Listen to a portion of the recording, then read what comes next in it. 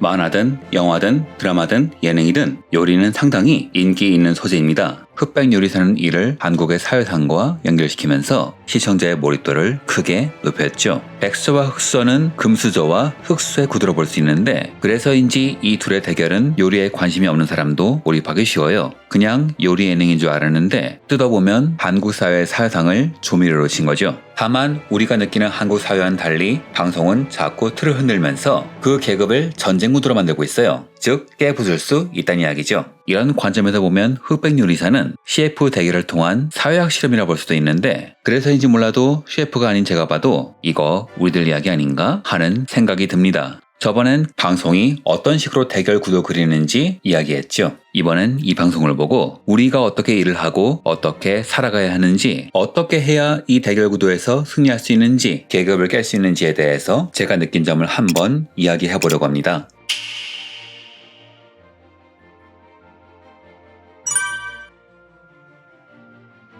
사람들은 사회 환경이 험난하면 험난할수록 모두에게 공정한 사회를 꿈꾼다고 해요. 그래서인지 취업도 힘들고 기회도 적은 20대가 공정사회에 대한 열망이 더 강하다고 하더군요. 그런데 공정한 사회라는 것은 기회가 갖되 결과에 대한 책임만 지면 되는 사회일 텐데 사실 이 세상에 그런 사회는 없어요. 심지어 성적 순으로 모든 게 결정되는 학교에서조차 유전, 부모의 재력, 백업에 따라 기회가 달라지죠. 또한 실패에 대한 책임을 지게 되면 공정한 기회를 얻는 것은 더욱 어려워지기도 해요. 한국 사회는 한 번 실패하면 두 번 다시 올라가기 힘든 경우가 제법 많으니까요. 즉 공정한 사회의 꿈은 많은 모순을 안고 있는 거죠. 흑수저들은 8090의 젊은 사람들이지만 요리 경력이 10년은 넘는 베테랑 중에 베테랑입니다. 하지만 백수저들은 더하죠. 30년 정도의 경력을 갖추고 여러 대회를 통해 공인받은 사람들이거든요. 그럼 흑수저는 백수와 어떻게 싸워야 할까요? 일반적인 회사나 조직은 연차, 성과에 따른 구분이 명확하지만 CF는 이런 구분이 명확하지 않아요. 자기 가게를 차린 순간 경쟁자가 됩니다. 특히 요리 분야가 같다면요. 그런데 이게 요즘엔 CF들만의 문제가 아닙니다. 예전에야 회사에서 50 넘어 퇴사하고 소일거리나 하면서 살면 됐지만 요즘은 평균 수명은 길고 근속 기간은 짧은 편이라 자기만의 경쟁력을 갖고 있지 않으면 무수입으로 사는 기간이 길어져요. 회사는 일단 앉아서 시키는 일만 해도 월급이 나온다지만 일단 밖에 나오면 특별한 무언가가 없으면 이 일이 안 들어옵니다. 즉 이런 관점에서 보면 CF들의 세계는 회사 밖에 나온 일반인인 우리들과 같다고 볼 수 있어요. CF들은 자기 요리를 하는 순간 무한 경쟁에 빠집니다. 그래서 이런 사회 변화에 제법 익숙하죠. 하지만 일반인은 그렇지 않아요.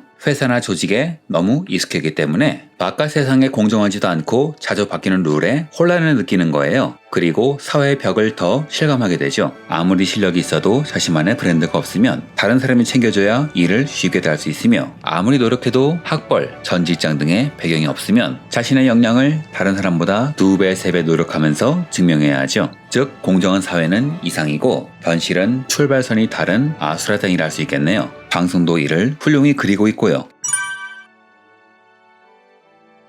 이 방송이 재미있는 점은 룰을 자꾸 흔든다는 겁니다. 같은 룰로 계속 올라가는 게 아니라 새로운 형식을 계속 도입하기 때문에 참가자들은 자신의 스타일을 계속 밀어붙이기보다는 상황에 적응하면서 그때그때 전략을 수정해야 해요. 실제로 현재까지 공개된 회차에서는 자기 스타일만 고집한 사람보다는 룰을 정확히 이해하고 그에 맞춰 행동한 사람들이 더 오래갔습니다. 왜 제작진들은 룰의 형식을 계속 뒤흔드는 걸까요? 물론 이래야 공정한 대결이 되기 때문이겠죠. 하지만 더 큰 이유는 이게 우리 사회의 현실이기 때문입니다. 흑수저만의 첫 대결은 자유주제입니다. 심사위원만 신경 쓴다면 자기 요리에만 몰두하면 되는데 여기서도 너무 자기 주장만 내세운 사람들은 다 떨어졌어요. 그리고 다음 대결부터 양상이 바뀌기 시작합니다. 싸울 상대를 직접 고르고 랜덤으로 주어진 재료에 따라서 전략을 짜야 하고 블라인드 테스트를 하는 심사위원에 맞춘 요리를 해야 해요. 만약 심사위원이 눈을 가리지 않았다면 요리를 설명하고 순서대로 맛보게 하면 됩니다. 하지만 눈을 가린다면 심사위원도 스태프가 주는 대로 먹어야 하기 때문에 자기 스타일로 표현하는 코스 요리보다는 어떤 상황에서 먹어도 맛있는 요리로 승부해야 해요. 그리고 나중엔 팀전이 벌어지죠. 최강록 CF가 음식은 같이 하고 싶지 않았다 라고 말하듯 에드워드 리가 난 굉장히 개인적인 사람이다 라고 말하듯 CF 중에는 단체 행동에 익숙하지 않은 사람이 제법 많아요. 개인의 개성이 생존과 직결되는 사회니까요. 그럼에도 불구하고 여기서는 개개인의 실력보다는 단체 활동에 맞춰 적응할 수 있는 사람이 살아남았어요.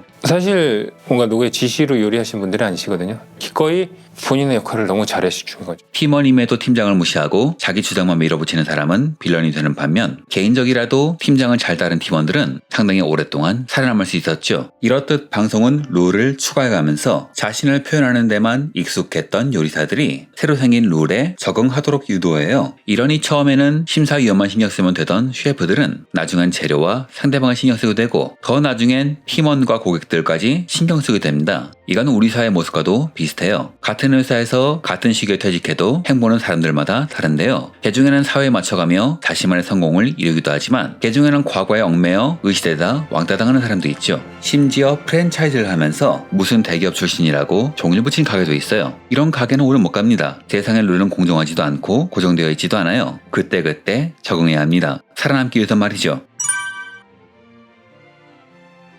자, 요리사들은 비교적으로 안정적이던 자신의 가게에서 나와 어떤 변수가 생길지 알 수 없는 전장에 뛰어들었습니다. 그러니 요리 계급 전쟁에서 살아남기 위해선 그때마다 바뀌는 룰을 이해하고 그에 맞춰 변화해야 하죠. 그럼 이 방송에선 어떻게 싸워야 할까요? 어떻게 해야 마구 바뀌는 세상의 룰에 적응할 수 있을까요? 첫 번째, 맞춰야 합니다. 첫 번째 대결은 자기 역량으로 돌파한 사람이 많았습니다. 하지만 이후부터는 룰을 이해하고 빨리 적응하는 사람이 살아남았죠. 단체전이 시작되면서 고객들이 들어오면서 심지어 편의점 재료까지 도입되면서 요리사들은 자신만의 요리가 아니라 환경에 맞춰 자신을 바꾸는 방법을 연구해야 했습니다. 그 시발점은 팀전이었는데요. 개개인으로 보면 그냥 무적의 셰프지만 팀전이 되니까 이외의 강점을 보이며 숨은 역량을 보이기도 하고 반대로 서로 싸우다가 팀의 발목을 잡는 경우도 있었죠. 백수저들은 이미 정점에 달한 사람들이죠. 그래서 자기 스타일을 고집하는 사람이 많았어요. 반면 흑수저들은 고집을 부리기보다는 맞춰가는 사람이 많았는데요. 왜냐하면 고집만 부리다간 진다는 걸 알기 때문에 불만이 있어도 자기 팀에 맞춰가기로 한 겁니다. 이겨서 한 번이라도 더 부딪혀봐야 나를 증명할 수 있고 평상시엔 보기 힘든 건물에게서 하나라도 더 얻어갈 수 있기 때문입니다. 두 번째는 상황을 파악하는 법을 알아야 한다는 겁니다. 이 방송이 공개되면서 인터넷 게시판은 불타올랐죠. 룰이 이상하다, 잔인하다, 공정하지 못하다 란 말이 많았는데요. 우선 제 생각은 맞는 말이긴 한데 이 방송의 성격이 성격인지라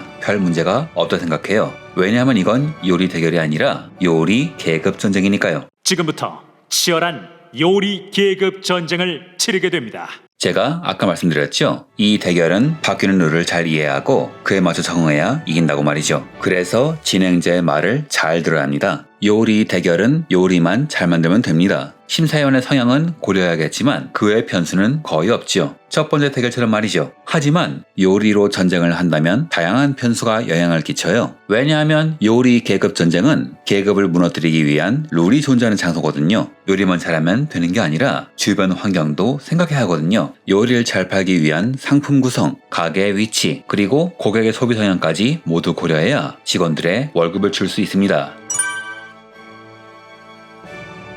요리 전쟁이 아니라 요리 계급 전쟁. 저는 이걸 제일 잘 이해한 사람이 바로 최연석 셰프라 생각해요. 그는 방송에서 봉골레 파스타에 마늘을 빼먹는 대실수를 했다고 하는데요. 이걸 인스타그램에 올리면서 마케팅을 할 정도로 사업적인 능력도 천재적입니다. 마늘을 안 넣어도 평이 좋은데 마늘을 넣었으면 얼마나 맛있을까? 이런 호기심을 노린 거죠. 아마 이분은 사업을 했어도 인류였을 거예요. 그런 그의 사업적 능력은 8화에서 유감없이 발휘되는데요. 그들은 푸드코트를 방문한 고객들에게 음식을 팔아 합니다. 다들 이 상황에 당황하고 있는데 최연석 셰프는 냉철한 분석으로 혼란을 수습하죠. 여기는 엄청 특수한 상권이에요. 시스템이 푸드코트처럼 보이는데 여기 정작 오는 사람들은 돈을 주기 때문에 밥값으로 15만 원, 20만 원 쓸 수 있는 사람이 오는 거라고 보시면 될 것 같아요. 그죠? 상황을 분석한 후 이를 팀원과 공유하고 팀원들의 동의를 훌륭하게 이끌어낸 겁니다. 우리가 아는 푸드코트는 사람들이 맛집을 간다기보다는 마트에서 쇼핑하다 줄인 배를 채우기 위해서 찾아가는 곳이죠. 즉 여기서 먹는다는 것은 쇼핑을 위한 부차적인 행위이기 때문에 합리적인 가격대의 음식을 적절하게 내놓으면 됩니다. 하지만 여기는 형식만 푸드코트예요. 음식값을 제작진에게서 받기 때문에 예산에 한계가 없고 쇼핑하러 온 것도 아니기 때문에 목적은 쇼핑이 아니라 요리죠. 즉 회전율이 일반 가게보다 빠른 공간에서 요리가 목적인 사람들을 설득시켜야 한다는 거예요. 속도와 퀄리티를 모두 중시해야 하는 힘든 싸움이죠.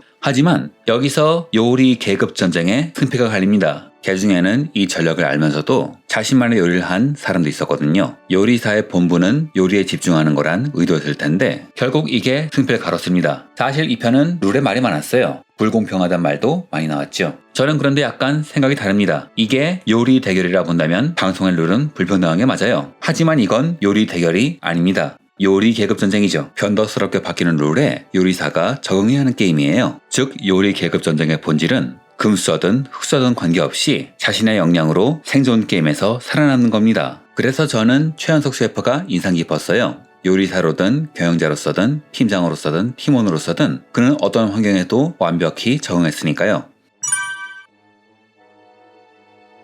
이걸 일반 사회에 비춰보면 말이죠. 우리에게도 해당되는 이야기라는 걸 알 수 있어요. 한 예로 회사에서 그림을 그리던 사람이 프리랜서로 활동을 하려고 한다면 그림 실력을 겨룬다면 그림 대회에 나가서 누가 잘 그렸는지 평가받으면 되지만 일을 받고 싶다면 그림만 그리면 안 됩니다. 인스타그램을 만들어서 자기 그림을 알려야 하고 모임에 나가서 요즘 클라이언트의 취향도 파악해야 하고 때로는 자기 그림 스타일을 죽이고 고용주에 맞춰 화풍을 바꿔야죠. 이것저것 다 싫으면 아예 회사를 차려도 되겠지만 회사의 사장이 되어도 갑이라는 고객에 맞춰 행동해야 합니다. 요즘 50, 60대가 취업 공부를 많이 한다는군요. 도서관에 가보면 두꺼운 책을 쌓아둔 중년으로 인산인해인데요. 제 주변에도 제법 계십니다만 이게 두 타입으로 나뉩니다. 하나는 과거의 직위, 경력, 간판을 자랑하는 변할 줄 모르는 사람. 또 하나는 남의 이야기를 듣고 맞출 줄 아는 변화하는 환경에 철저히 자신을 맞추는 사람이죠. 물론 빨리 재취업을 한 사람은 부자입니다. 이건 자기 특기를 버리라는 게 아니에요. 자기 특기를 바탕으로 새로운 환경에 적응하라는 이야기죠. 최현석 셰프는 파인다이닝을 하지만